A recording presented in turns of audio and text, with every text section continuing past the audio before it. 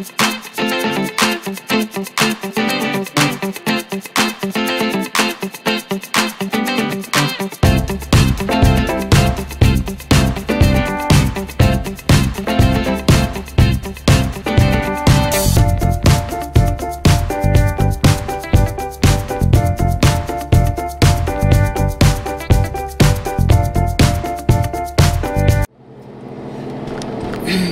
good morning, everybody.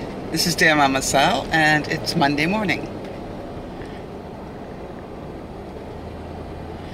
And it's 17 degrees already here in southern British Columbia, which would make it 62 in northern Washington state, which would make it a little cooler than it's been the last couple of days, which is probably a good thing. It's nothing worse than going to work when it's blistering hot, when you know you should rather be sitting on your back deck with a cool one. So it's going to be a long day for me today, as I have got a full day's of work, and then I'm going to go and give a speech this evening. And I don't get to do that very often, out of choice. But I was particularly asked. I sort of come out of retirement when people plead with me nicely.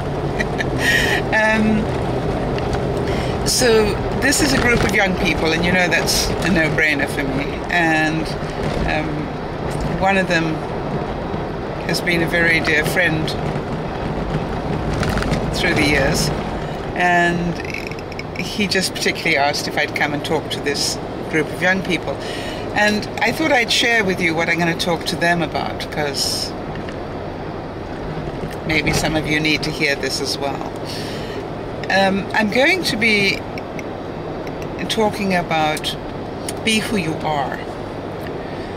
And the reason that I want young people to really hear me on this is because all too often in our lives we try and be what everybody else wants us to be, rather than who we really are. And I think that when we are congruent, when we are in keeping with who we really are, we actually are much happier people.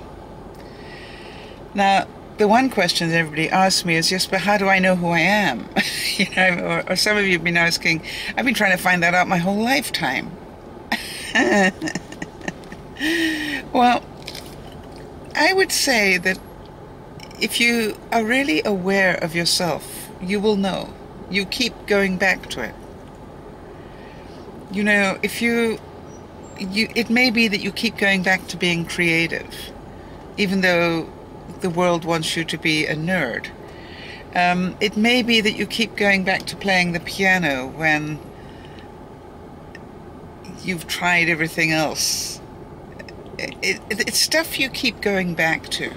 And in my case, as you all know, I've always gone back to or stayed. I don't think I've ever left, helping people in some way. And in my early day career, you know, I spoke in front of hundreds and thousands of people over the course of the 20 years and had a lot of impact. And I know I did. I have had so many people tell me and write to me and phone me to tell me that. And that's great. And so if you try and be who you're not, maybe you're trying to be smarter than you really are, or more efficient than you really, I don't know, whatever it is you're trying to be. I say embrace what you are. You see, I know that of myself, I'm a visionary. I'm like a giraffe. I see things from on top almost. So you give me a problem. I remember somebody saying that to me, which is, you've got to be the best problem solver I've ever come across. And I don't know why it is, but when somebody tells me about a problem, I don't see it at this level. I sort of hear all the bits, and then I look from up here and I go, well, if this is the problem, what's going on here to create this problem? So, and it's really not rocket science for me. It's just like,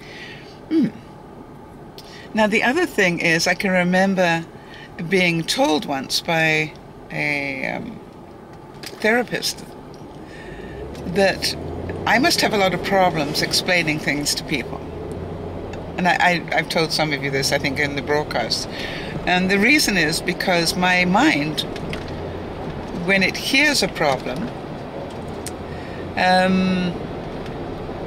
goes and then it comes up with an answer, or a path. And then what happens? Oh, I've just driven near a dead skunk, and believe you me, it was a skunk. Whoa! Wow. Anyway, so where was I? Yeah. So I said, well, how did you know that I have a problem explaining it to people? He said, well, how do you explain that bit to people? Because they're bound to ask you, why do you think that way? And you can't describe that. And I looked at him and I said, you totally understand me, don't you? And he said, oh, yeah. You've got a mind that works like a thing. So I can't explain to people why I get the answers I do. I just do. Now, some of you are going to say it's God-given. Some of you are going to say it's the tooth fairy. I don't really mind where it comes from. All I know is that's what I do. But all too often, I don't have to have the answer for people. I just have to have the right mentality to ask the right questions. And so, being who you are is a really, really important part of your happiness and your life. And then what I really also believe is, don't tie your dreams up with other people. Now that sounds strange, except that the people I'm going to talk to are all part of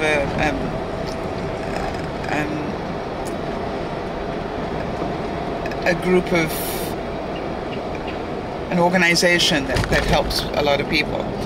And what I want to do is to warn them not to tie all their strength into that organization. Not because I want them to do less than. It's because I want them to achieve their dreams.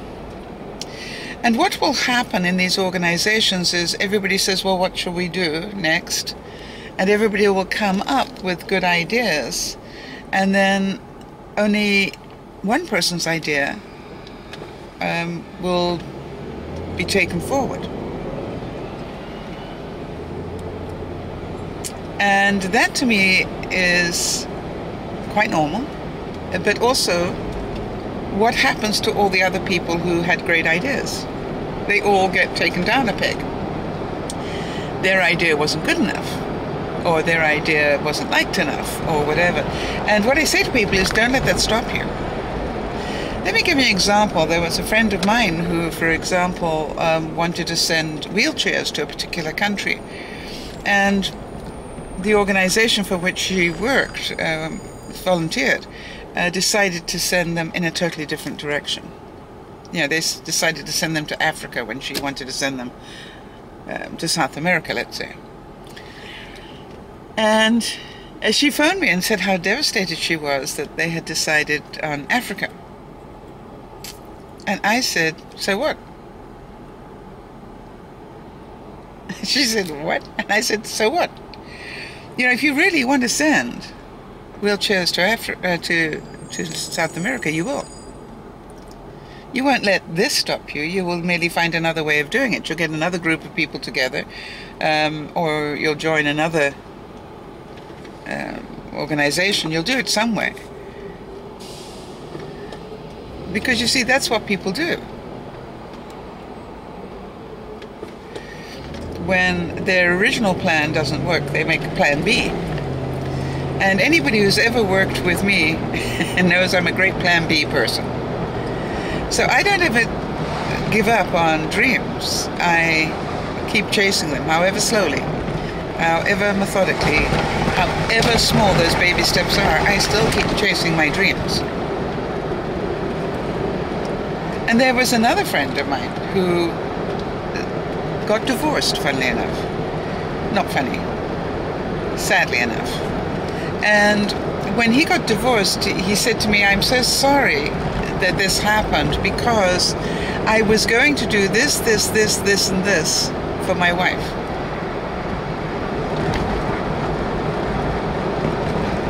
And I said, "Really?" That would have been wonderful for her because she was ill to some degree.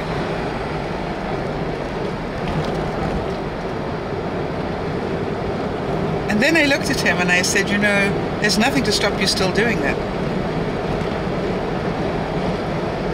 And he looked at me and said, "What?" I said, "There is nothing to stop you still doing that. If you loved her that much and still love her that much, why don't you do that?" And I wonder if you can see where I'm going with this, which is all too often we say, "Oh, I would have done it, but I got divorced." Well, I would have done it, but the organization decided to go in another direction. And I'm telling you, don't do that to yourselves. Be responsible for your own dreams. You know, create your own little organization if you need to.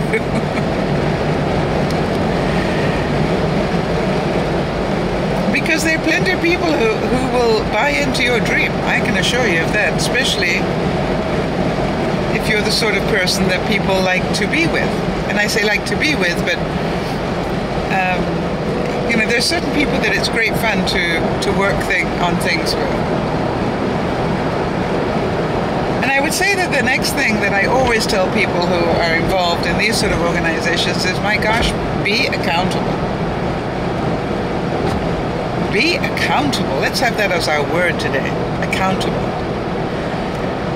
All right? If you say you're going to do X, Y, and Z, do it.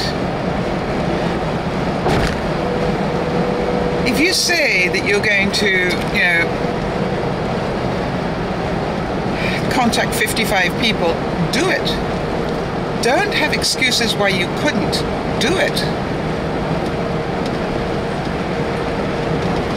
People have always been surprised how I have always ended up on the board of things and always ended up in pretty responsible positions within any volunteer group that I've ever joined. And I've been involved with volunteer groups most of my life. And the reason that I have is because I'm accountable. Now, does it mean that I can always do what I said I would? No, because sometimes I get sick. Or sometimes life gets in the way. But, you know, as soon as that happens, I will say something. I will say, "Hey, guys, you know, I was going to do X, Y, and Z. I think I'm going to need a bit of help to do it because this has happened in my life." And, you know, that's really important that you be accountable within an organization like that. And then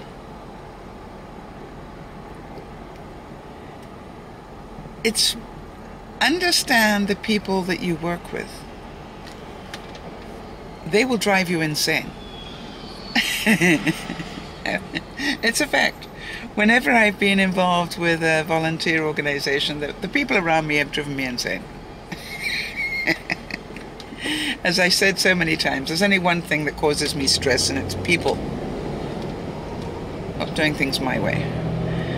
However, what I also know is that I drive people insane as well. And understandably so. Why? I got a big mouth and opinions, and I use them both.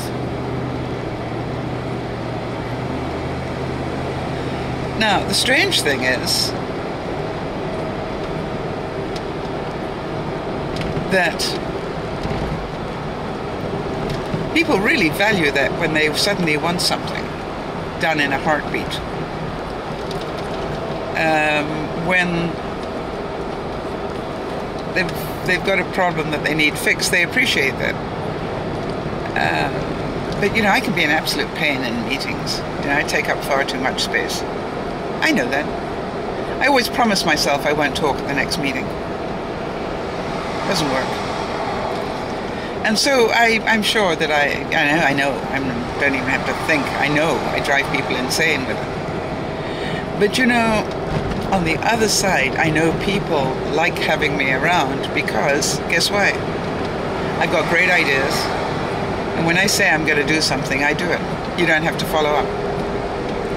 I am absolutely one of those people that not only will I follow up what I have to do, but if the chairperson doesn't follow up on other things, I will follow up on those as well. It's who I am. I am a list person. When I hear X, Y, and Z needs to be done, I will write down X, Y, and Z needs to be done. And at the next meeting, if nobody mentions Y and Z, I will go, I know that we also need to do Y and Z. Is anybody on that? And people will swing and look at me and go, what? I go, at the last meeting, we also said that Y and Z needs to be done. I wonder if anybody's been allocated to do it. Or were we just talking through our heads at that point? So,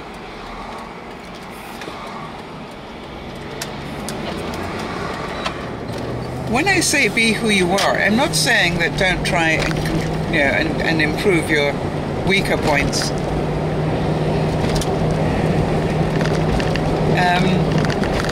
It's actually quite funny. If I do succeed in not saying much in a meeting, people will almost start calling ambulances because they think I'm sick, because they're so used to me being who I am.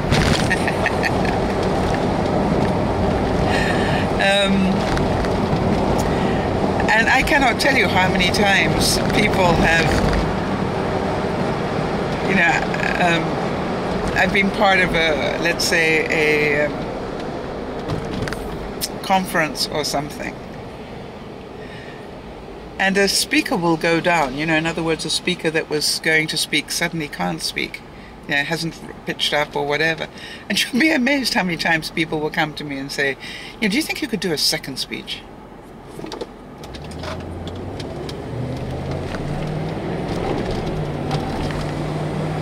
You know, normally it's for 3/4 of an hour or an hour. I go, sure.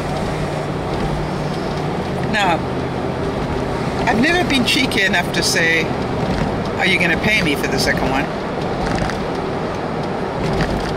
That's just who I am.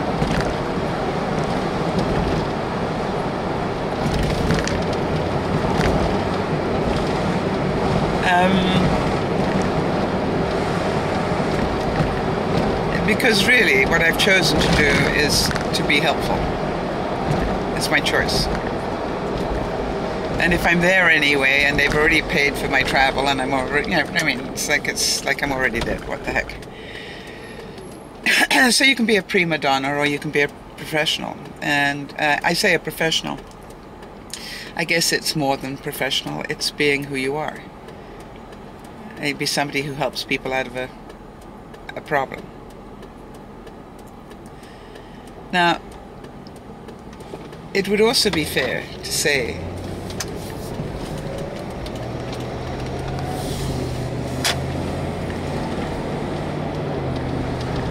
that people are not going to like you, or your ideas, or the way in which you do them. And depending on who you are, it can get quite nasty. That's my experience. And I will talk about that tonight as well. I will talk about the fact that just because you're passionate about things, people with less passion will hate you for it. Just because you are accountable, people who are not will hate you for it. And I think the sooner that you understand that,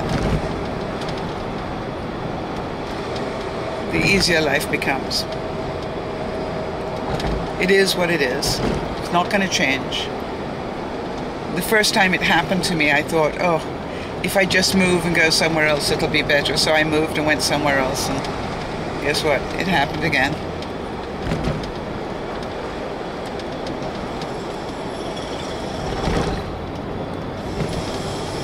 And then I thought, well, if I just lay low, you know, and I don't sort of be my usual boisterous self, what if I just take a back seat but still do this?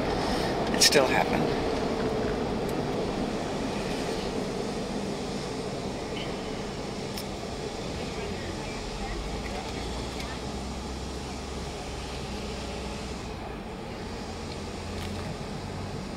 Oh, there's a cutest puppy in the back of a pickup.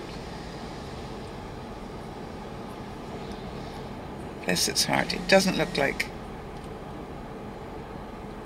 the crate is big enough for it, quite honestly. Well, it's big enough now, but it's not going to be big enough in about a week.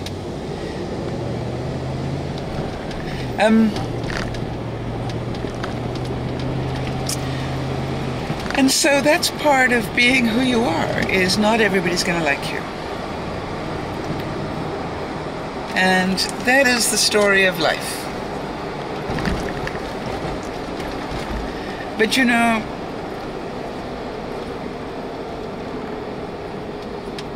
those of you who've listened to me long enough know that I totally recommend this writing your own epitaph thing, where you actually write down what it is you'd like people to say about you after you've gone. You know, write it while you can. And then live it.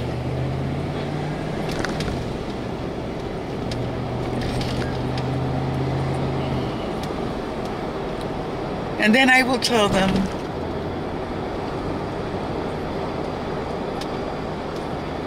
that sometimes you really need to listen to the people around you.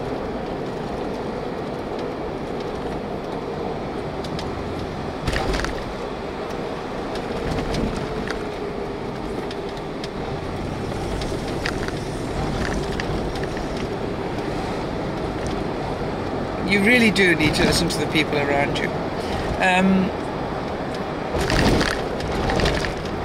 I would never have done Dear Mama Sal if it had not been for Benji.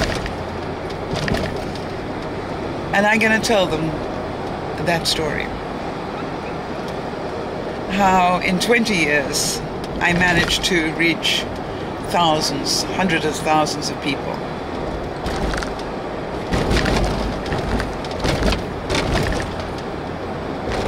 And then, thanks to Benji, I got to be on YouTube. And in just 18 months, I am close to 250,000 people that have seen me, that have visited the site.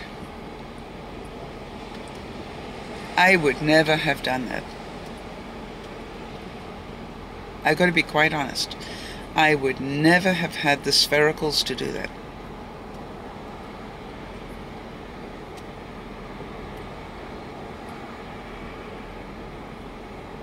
And that's about people believing in you more than you believe in yourself. And you need to know who those people are, because you need them around you. I've never thought that I had a small ego. I've always known I had some degree of talent. And we all do. You just have to identify what it is. But I never dreamt that at my age I would be a YouTuber. Not in my wildest dreams would I have imagined that. Which goes to show, I wasn't quite the visionary I thought I was. And I can assure you that 18 months ago, if you told me that by now we'd be touching 250,000 views, I'd be going, yeah, right.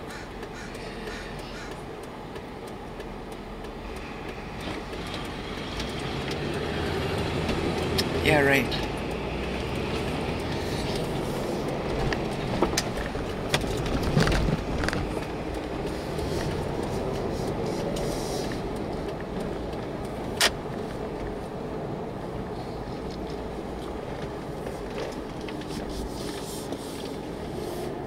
And so the one thing I guess I never really give myself credit for is my courage to tackle new things.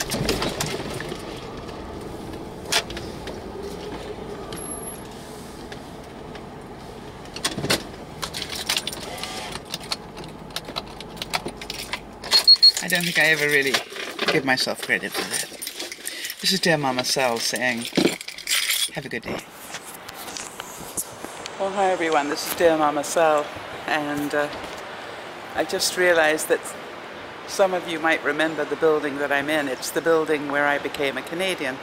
And I was just actually walking down to where I have to go. And I thought of you all, so I thought I'd take a quick moment to say, wow, it seems a long time ago already, doesn't it? Bye-bye for now.